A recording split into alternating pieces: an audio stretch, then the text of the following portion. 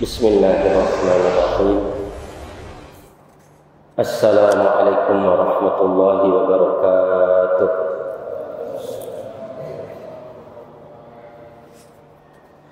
Alhamdulillahilladzi nahmaduhu wa nasta'inuhu wa nastaghfiruh wa na'udzu billahi min syururi anfusina wa min sayyiati a'malina.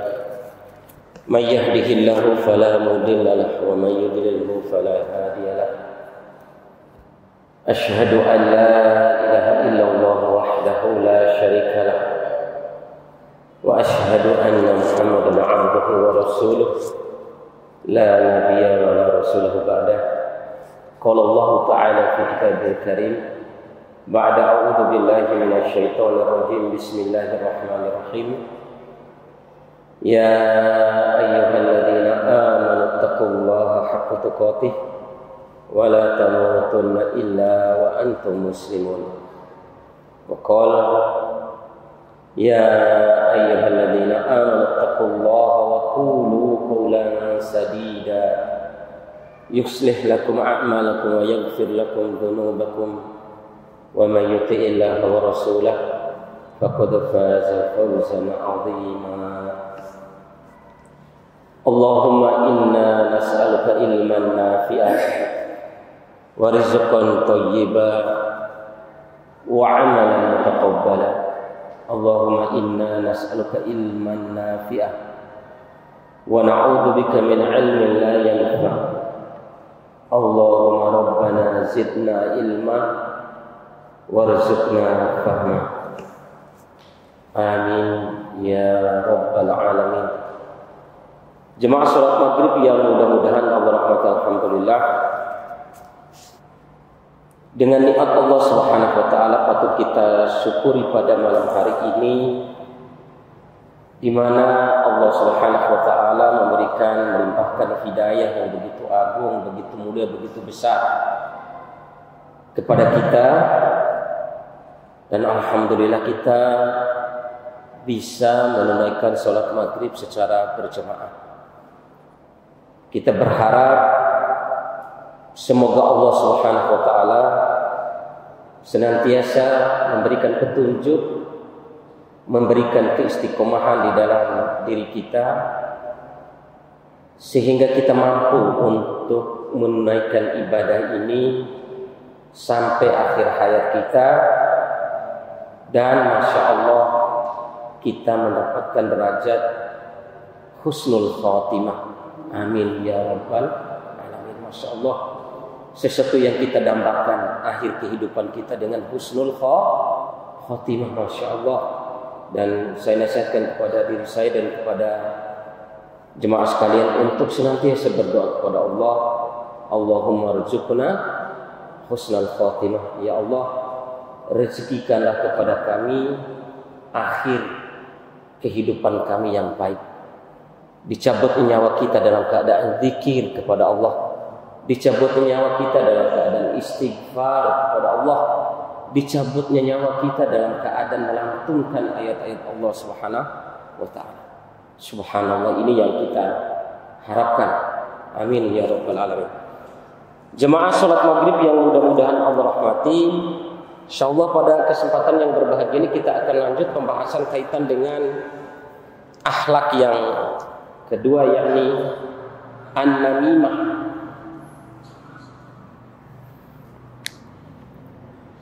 An-namimah yaitu menceritakan orang lain dalam rangka untuk memecah belah hubungan orang lain. Itu namanya an-namimah. Kalau bahasa kerennya sekarang adalah adu domba. Di sini sangat singkat padat apa yang dibahas oleh pengarang kitab Muhammad Wail al-Halwani. La yadkhulul jannata qannat, tidak masuk surga qannat, yang suka mengadu domba. Kata Rasulullah SAW, tidak masuk surga seseorang dari umatku yang kehidupannya suka mengadu domba. Kemudian di sini dikatakan atau menyebar berita, syiraru ibadallah al-masya'una bin namimah.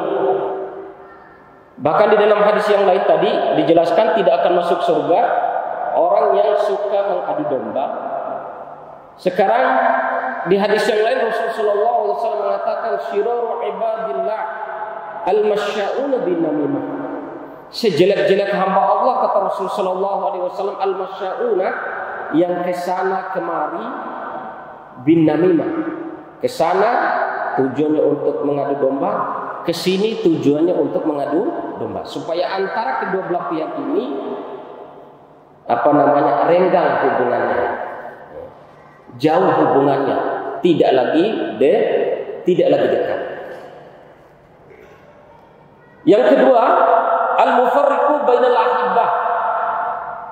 Sejelek-jelek hamba Allah, kata Rasulullah SAW, tadi ada yang kesana kemari dengan adu domba. Al-mufarriquna bainal ahibbah. Sejelek-jelek hamba Allah yang kedua, yang mencerai-beraikan dua orang yang saling mencintai karena Allah.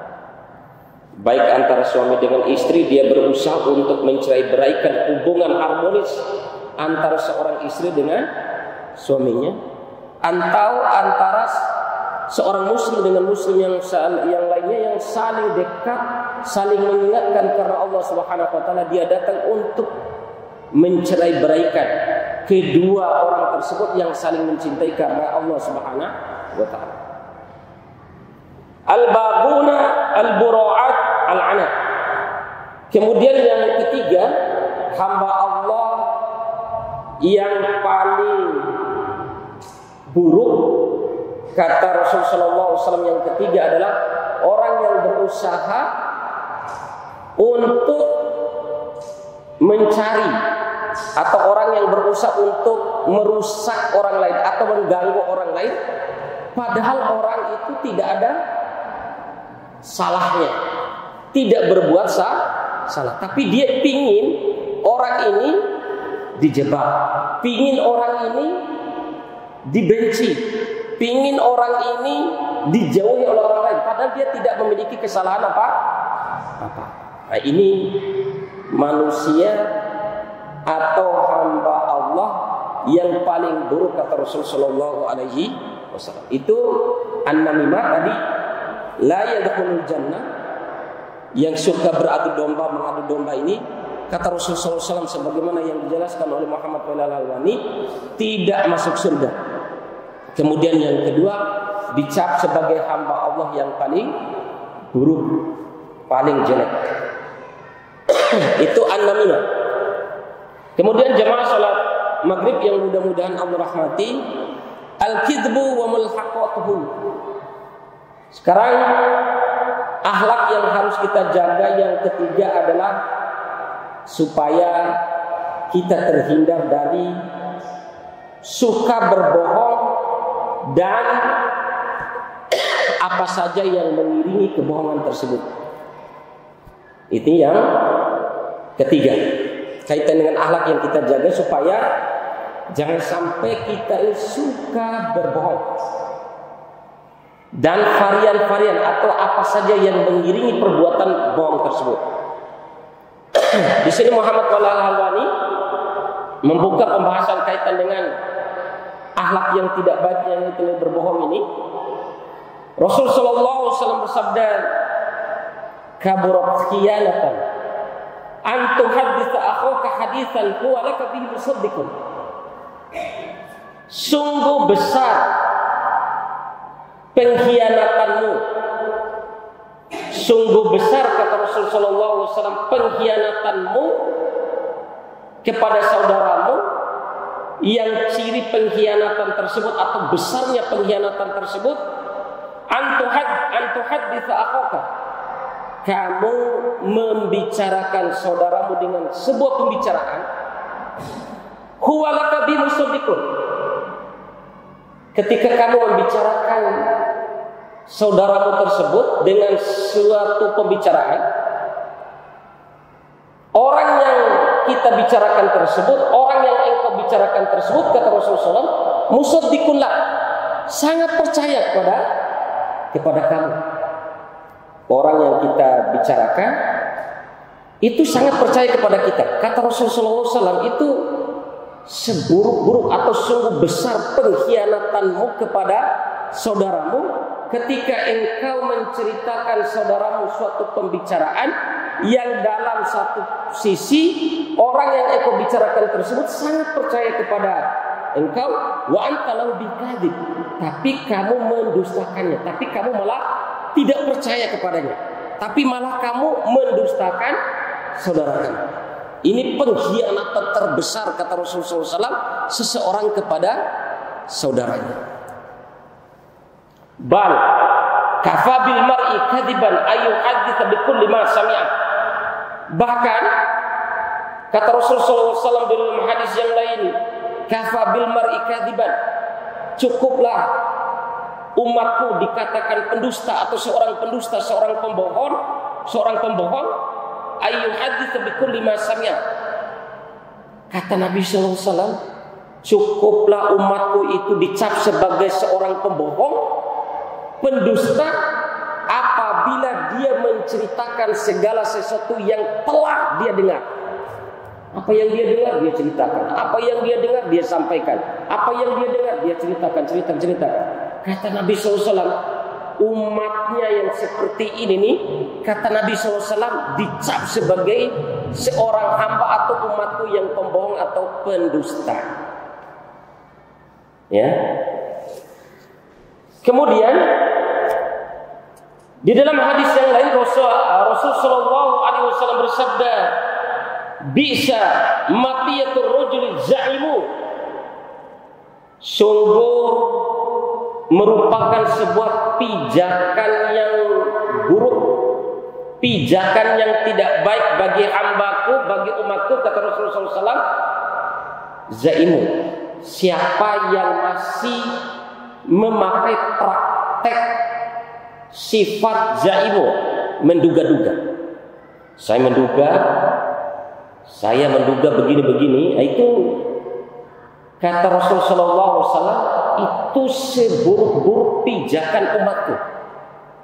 Kalau pembicaraan itu pakai zaimu, menduga-duga, ketika dia berbicara, ketika dia bercerita, ketika dia menyampaikan, dugaan yang dia sampaikan tersebut yakin dengan apa yang disampaikan Rasulullah SAW, itu seburuk-buruk pijakan seorang umatku, kata Rasulullah SAW.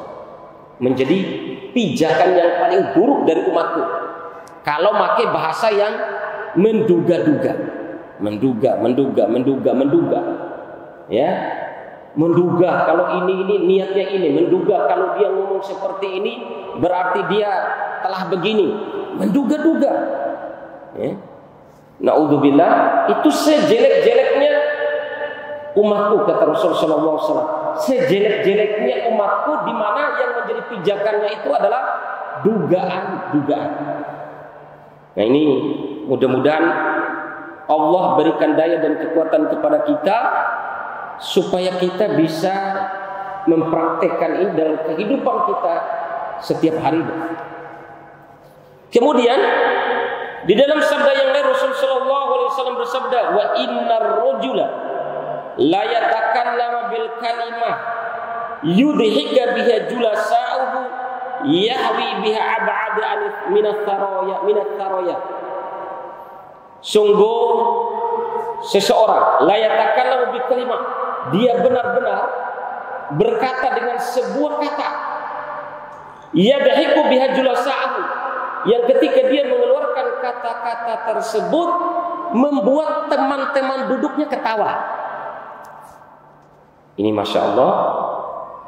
Jadi kita lagi berkumpul bersama dengan teman-teman, kemudian dia berbicara, yang pembicara satu kata saja yang dengan kata tersebut bisa membuat teman duduknya itu ketawa, yahbi aba'ada minat taroyah, dengan kata-kata yang membuat temannya ketawa tersebut, akibatnya dia lebih jauh daripada bintang saroyah.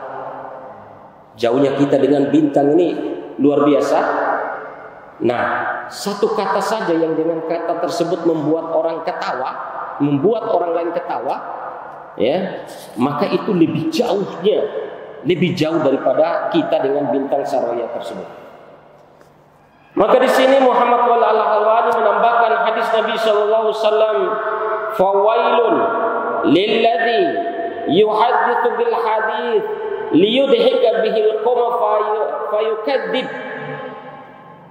Maka sungguh celaka siapa yang yuhadditsu bil hadits, siapa yang berkata dengan sebuah perkataan liyudhika bihil qawm, yang dengan perkataan tersebut orang lain bisa ketawa dengan perkataan tersebut, fayukadzib, lalu dia bisa berdusta, lalu dia berdusta dengan kata tersebut, yang dengan kedustaan tersebut, dengan kata-kata kedustaan tersebut membuat orang lain ketawa.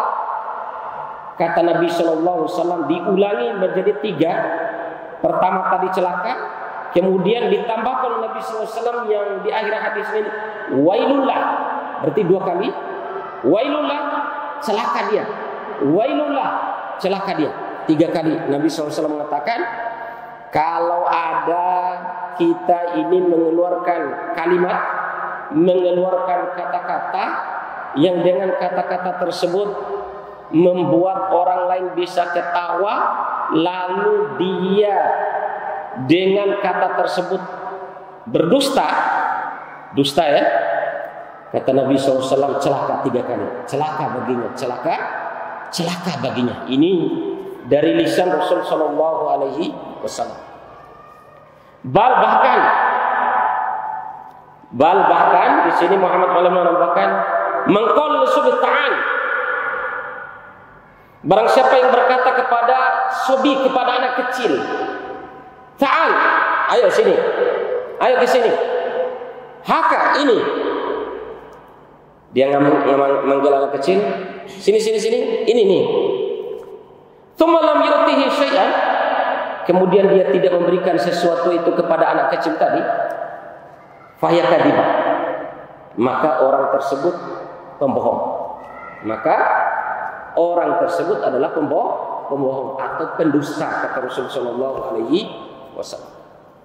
Idzan, oleh karena itu kata Muhammad Al-Halwani, la yuslihu syai'un minal kadz fil jiddi wala hazlin, tidak dibenarkan apapun, tidak dibenarkan apapun seseorang berbohong, baik dalam keadaan fi jiddin, baik dalam keadaan serius, wala hazlin, maupun dalam keadaan senda gurau atau main-main.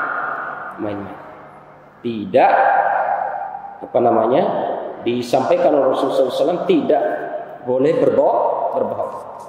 Walidzalik, oleh karena itu ditambahkan oleh Muhammad Al-Halwani sabda Nabi Sallallahu Alaihi Wasallam, la tumari akhok, jangan sering atau suka mendebat saudaramu. Jangan sering dan suka mendebat saudara.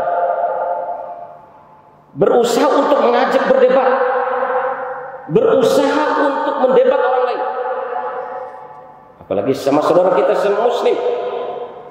Wala tumajjih, dan janganlah kamu merendahkan saudara kamu sesama muslim. Wala ta'idhu, dan janganlah kamu menjanjikan sesuatu mau'idah, sebuah janji, fatukhlifuhu, kemudian kamu menyelisihi janji tersebut kepadanya.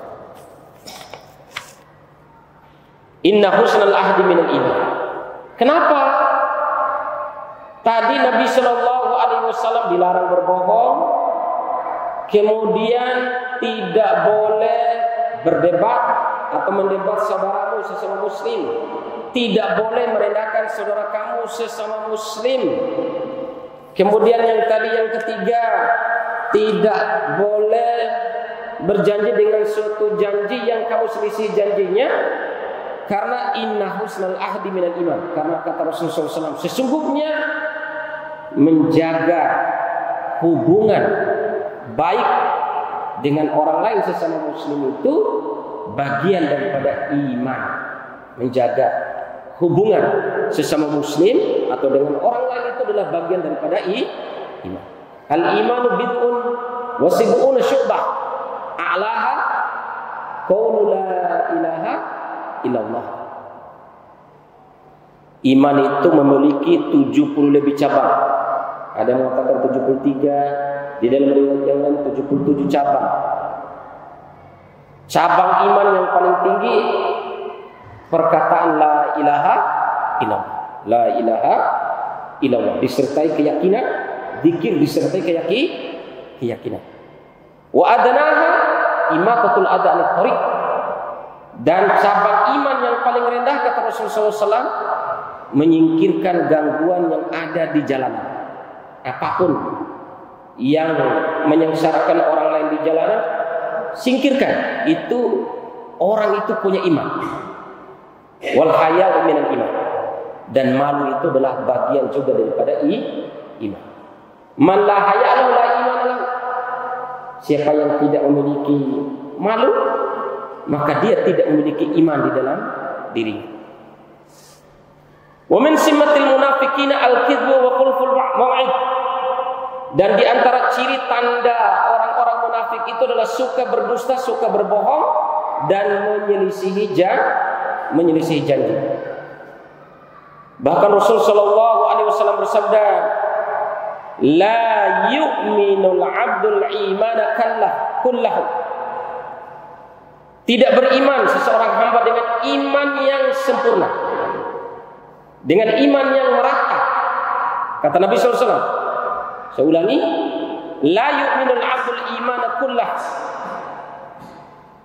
Tidak beriman seorang hamba, kata Rasulullah SAW, dengan iman yang merata, dengan iman yang menyeluruh, iman yang sempurna. Hatta yatrukal kadhib fil mujahati, sampai dia meninggalkan berbohong ketika bersenda gurau.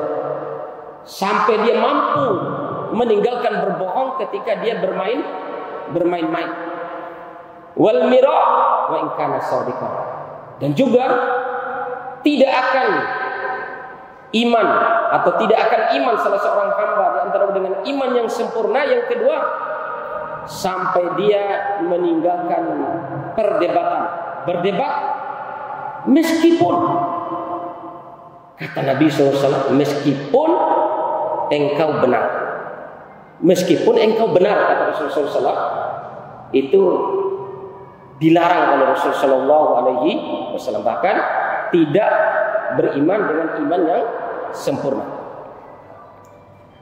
Wa qad takaffala nabiyyuna, dan sungguh Nabi kita telah menjamin, Nabi SAW telah menjamin kepada kita, bi baitin fi wasatil jannah, dengan sebuah rumah yang berada di tengah surga, liman tarkal kadhib wa in kana mazihan, bagi barang siapa yang meninggalkan dusta dan berbohong, wa in kana mazihan, meskipun dia dalam keadaan senda gurau atau main-main. Jemaah sekalian yang mudah-mudahan Allah rahmati, inilah beberapa inti pembahasan yang dijelaskan oleh Muhammad Al-Halwani kaitan dengan al-kidbu wa mulhaqatuhu, yakni berdusta, berbohong, dan hal-hal yang mengiringi kedustaan dan kebohongan tersebut. Kemudian yang keempat, akhlak yang harus kita jaga. Nanti tolong diingatkan kepada saudara adzan Isya. Kemudian yang keempat yang harus kita jaga, akhlak yang berusaha harus kita hindarkan. Karena akhlak ini di antara dua hal yang sangat membantu kita untuk meraih ridho Allah dan meraih surganya Allah Subhanahu wa taala. Yang keempat adalah dzul wajhain. Siapa yang memiliki dua wajah, dua muka, dua wajah, dua sikap, dua keadaan. Rasul sallallahu alaihi wasallam bersabda, tajiduna syarrun nas yaumil qiyamah indallah dzal wajhain. Kamu sekalian, kata Rasul sallallahu alaihi wasallam kepada umatnya, orang-orang beriman nanti, orang-orang Islam nanti akan mendapatkan manusia yang buruk pada hari kiamat di hadapan Allah dal wajahain. Siapa yang memiliki dua wajah? Ya'ti haula biwajhin. Datang ke orang ini dengan wajah yang satu, wa ya'ti haula biwajhin, dan datang kepada orang lain dengan wajah yang berbeda lagi. Ya. Cari muka. Biwajhin. Ini Masya Allah. Na'udzubillahi min dzalik. Jadi kata Rasulullah SAW, kamu sekalian akan mendapatkan seburuk-buruk atau sejelek-jeleknya manusia pada hari kiamat di sisi Allah. Siapa yang memiliki dua wajah, datang ke orang ini dengan wajah yang satu, kemudian datang ke yang lainnya dengan wajah yang lain. Wallahu alam, nanti ditafsirkan bagaimana, yang jelas dua wajah. Bahkan di sini Rasulullah SAW mengatakan, man kana lahu wajhani fid dunya kana lahu lisanani min nari yaumil qiyamah. Na'udzubillahi min dzalik. Kata Rasulullah SAW, man kana lahu wajhani fid dunya. Siapa, ini ancamannya, siapa yang memiliki dua wajah di dunia, ya, siapa yang memiliki dua wajah di dunia, kana lahu lisanani min narin yaumil qiyamah, maka di hari kiamat nanti dia akan memiliki dua lidah dari api neraka jahanam. Lisannya menjadi lisan api neraka, dua api neraka. Lisannya itu menjadi lisan yang berapi neraka nanti di hari kiamat. Nah, ini Masya Allah, mudah-mudahan direnungkan, mudah-mudahan kita bisa amalkan, mudah-mudahan kita bisa hindarkan. Karena supaya kita tidak memiliki dua lisan yang bersapa dari api neraka. Fattaqul mudahana wat tamalluk. Takutlah kalian untuk mencari muka. Kemudian jadi kata Muhammad Al-Alwani berdasarkan hadis tadi, nasihat Muhammad Al-Alwani, hindari oleh kalian, takutlah oleh kalian, supaya kalian ini tidak memiliki atau bersikap untuk mencari-cari muka. Kemudian Rasul sallallahu alaihi wasallam bersabda, man asaqallahu fi ridon nas. Siapa yang membuat Allah murka fi ridon nas, karena mencari keridoan manusia. Jadi di antara yang membuat Allah murka ketika kita mencari keridoan manusia. Sakhatallahu alaihi, maka Allah akan murka kepadanya. Kalau mencari ridho manusia, Allah akan murka kepadanya. Wa asfata alaihi man ardahu fi sakhtihi, dan Allah akan membuat orang yang dia cari ridhonya tadi juga akan murka kepadanya. Jadi orang yang dia cari ridhonya tadi, kalau kita mencari ridho manusia, pertama Allah akan murka kepadanya, dan Allah akan benar-benar murka, dan Allah akan membuat orang yang dia cari ridhonya tadi pasti akan murka juga kepadanya. Ya enggak? Lihat kejadian-kejadian yang terjadi di dunia ini, ya, seseorang yang menjilat orang lain, mencari muka di hadapan orang lain, orang yang dia cari ridhonya pasti juga akan memurkainya, bahkan memusuhinya. Sebaliknya, waman ardallahu fi sakhtin nas, barang siapa yang mencari ridho Allah meskipun manusia murka kepadanya, radhiyallahu anhu, maka Allah akan ridho kepadanya. Wa arda'anu man ashatahu fi ridho, Dan Allah akan membuat orang yang murka kepadanya disebabkan dia mencari ridho Allah tadi, pasti akan meridhoinya, pasti akan menyenanginya, pasti akan menyukainya. Hatta yazinuhu, sampai Allah Subhanahu wa taala membuat indah dirinya dan memperindah perkataannya, wa yazina qaula, dibikin indah dirinya. Tadi orang awalnya murka karena dia mencari ridho Allah, awalnya murka tadi, Allah akan bikin orang yang murka tadi ini sehingga dia memandang orang yang dia murkai tadi mencintainya, mencintai perkataannya dan perbuatannya di hadapan matanya. Wa iyyaka tsumma iyyaka wattalawun fi dinillah. Janganlah sekali-kali, kata Muhammad bin Nuhani, sebagaimana yang disabdakan Rasulullah sallallahu alaihi wasallam, iyyaka wattalawun fi dinillah. Janganlah sekali-kali kamu berubah-ubah dalam mengamalkan agama, dalam menjalankan agama. Jangan berubah karena mengharap ridho manusia.